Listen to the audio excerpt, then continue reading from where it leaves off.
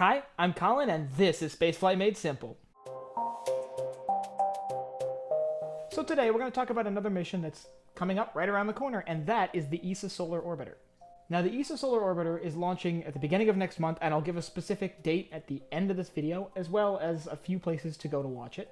So in early February, the ESA Solar Orbiter will launch on an Atlas V. Specifically, a very weird configuration of the Atlas V, the Atlas V 411.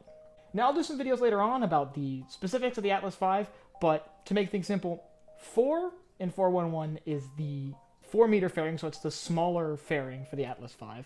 The first one is for the number of solid rocket boosters. This one will only have one solid rocket booster. And the second one is one engine on the Centaur upper stage. And as far as I know, the only one to fly with 2 engines on the Centaur upper stage is the CST-100 mission that happened at the end of last year.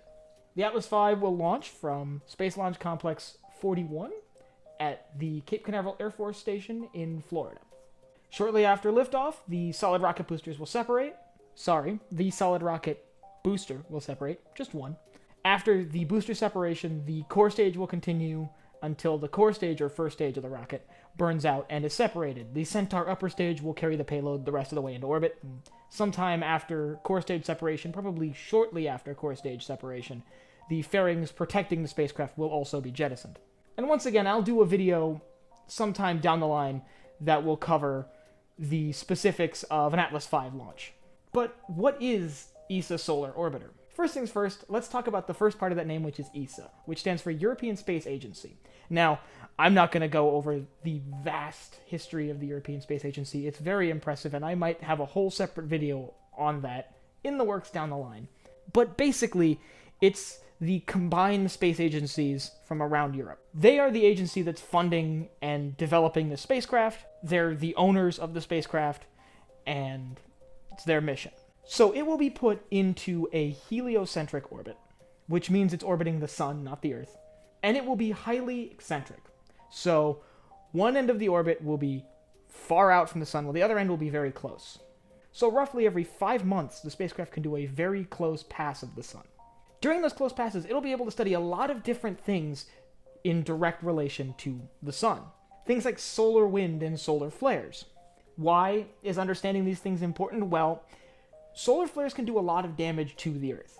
There have been a few occasions in modern history where a solar flare has actually knocked out chunks of a power grid. Now, you can imagine a large solar flare can do serious damage to global infrastructure. As such, the goal of this mission and many missions like it is to better understand solar weather and the sun in general, which would make it easier for us to predict things like solar storms. But the ESA Solar Orbiter isn't the only spacecraft doing this.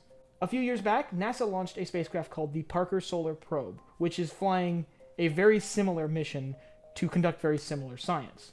One of the cool things about having 2 spacecraft flying these very similar missions is we can get more accurate data, and we can compare the data between the 2 spacecraft to make it easier to predict things like solar storms and other activity that really could affect how we function here on Earth.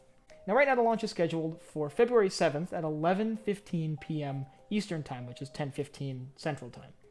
So if you want to watch the launch of the ESA Solar Orbiter, I'll throw a link in the description to ULA's YouTube channel, where they usually stream most of their launches. Since this is an Atlas V, it is a United Launch Alliance launch. Another place to go see it is keep an eye on the European Space Agency's social media, because I'm sure they'll be showing it on their webcast as well. But if you enjoyed what you saw here today, or just want more space updates and talk about space flight in general, hit that subscribe button and the bell icon so you get notified when I upload new videos. And if you have any questions about the ESA Solar Orbiter or any other topic in spaceflight, leave them down in the comments below. I'll try to answer them the best I can in the comments, or who knows, it might be the topic of a future video. So for Spaceflight Made Simple, I'm Colin, and I will see you next time.